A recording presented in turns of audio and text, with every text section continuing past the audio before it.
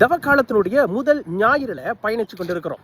சோதனைகளை எப்படி வெல்வது இன்னைக்குள்ள கருப்பொருளா இருக்குது. ஆதாம் ஏவாள் கடவுள் படைக்கும் பொழுது அவர்களுக்கு ஒரு சில சட்டத்திட்டங்களை கொடுக்கிறாங்க. தோட்டத்தில் உள்ள எல்லா கனிகளையும் சாப்பிடலாம், ஆனா நடுவுல நன்மை தீமை அறிகிற கனியை மட்டும் சாப்பிடாதீங்க. அப்படி சாப்பிடும் பொழுது நீங்கள் சாவீர்கள். கடவுள் சாவீர்கள் சொன்னது உடம்புக்கு மட்டுமல்ல, ஆன்மா அப்படின்ற உடல் ஆவி இருக்குதுல, அதுக்கு உள்ள சாவுதான். இந்த ஆவியில தான் கடவுள் நம்மள படைச்சார். அந்த ஆவியினால தான் நம்ம கடவுளோடுக்குள்ள உறவுல வலுவா இருந்தோம். ஆனா சாத்தான் இந்த முதல் மனிதர்களை எப்படி வீழ்த்தினான்னா 3 பெரிய பாவங்களை வச்சுதான் வீழ்த்தினான். இந்த கனியை சாப்பிடக்கூடாதுன்னு சொல்லி கடவுள் சொன்னதை சாத்தான் அந்த கனி மீது கண்கள்ல ஒரு இச்சையை வர பண்ணினான். அதனாலதான் ஏவாளுக்கு அந்த கனியை பார்க்கும்போது அழகாக இருந்ததாம். கண்களில் உள்ள இச்சைகள் முதல் பாவம். 2வது பாவம் உடம்பு, அதாவது மாமிச இச்சை.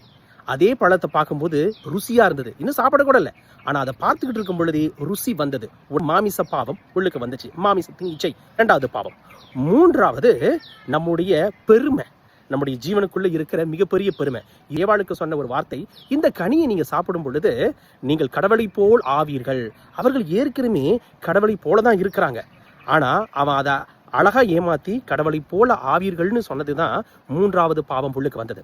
ஒரு மனிதனால, ஆதாம் என்கிற ஒரு மனிதனால உலகத்துக்குள்ள பாவம் வந்ததில்ல, அதே ஒரே மனிதராகிய இயேசு கிறிஸ்து என்ற மனிதனால அவர் நமக்கு கொடுத்த அந்த உயிர் கல்வாரி மலையில தன்னையே வெறுமையாக்கி அடிமைத்தனம் பூண்டு சிலுவையில மரித்து பாடுபட்டு உயிர்த்த அவர் திரும்பியும் மரணமடைந்து உயிர் தரல, அந்த உயிர்ப்பின் வழியாக இவ்வுலகத்துக்கு வந்தது மீட்பு. ஆதாம்னால வந்தது பாவம், இயேசு கிறிஸ்துவனால வந்தது மீட்பு. இததான் இன்னைக்கு பாலைவன அனுபவத்துல 40 நாட்கள் பாலைவனத்தை முடிச்சுட்டு இயேசு கிறிஸ்து அற்புதமா அது வெற்றியடை செய்யறார்.